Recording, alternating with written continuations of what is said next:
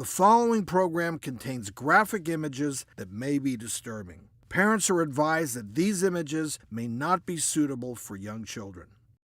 Our next guest thought she had a wart on her foot, but it ended up being something much more, and it nearly took her life. Rachel, a 40-year-old mom of 3, says she felt like a piece of glass was stuck in her foot and brushed it off thinking it was a plantar wart. She started self-medicating with wart removal creams, but more growths appeared on her foot and she started to worry. After seeing a dermatologist, she learned she had melanoma, which had spread to other areas of her body. She had several surgeries to remove the melanoma from her foot and reconstructive surgeries to replace part of her heel. Doctors also removed melanoma from lymph nodes in her groin and tumors in her stomach lining. Now Rachel wants to share her traumatic experience to help raise awareness and save lives. Friend of the show, oncologist Dr. Lawrence Piro is here, along with Rachel, who joins us now via Skype. Rachel, so very sorry that you've been through all of this, and I know how scary it must have been and probably still is, but how are you doing now? I'm doing really well, thank you. I've just had my latest scan, which was really reassuring. Showed no further spread at this stage, which is amazing.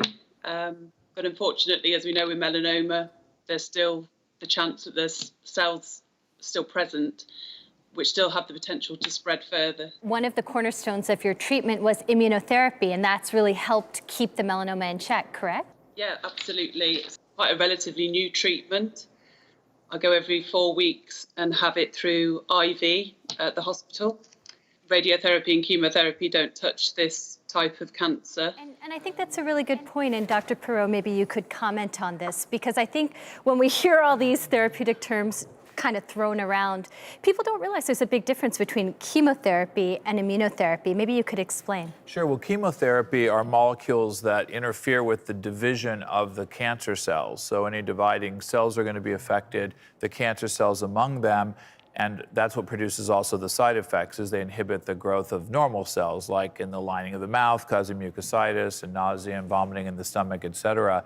The problem is that often in melanomas there may not be a lot of actively dividing cells, and many of them are, for whatever reasons, relatively resistant to chemotherapy, as Rachel was saying. So immunotherapy has been a big breakthrough, and it is fantastic because the cancer cells have an ability, kind of like a shield, like in Star Trek, the shield that it had around the Enterprise. Similarly, cancer cells in general, but including melanoma, have a shield around them so that your immune system can't spot them.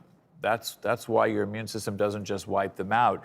And this new area of immunotherapy empowers your immune cells to see past that shield and to actually kill the cancer cells. And it's been a huge breakthrough. I mean, before stage 4, melanoma was something where most people died fairly quickly, and now people live for very long periods of time. And the longer you live, the more new discoveries we have, and the longer you live from there. And so it's a much, much happier outlook than it was at one time.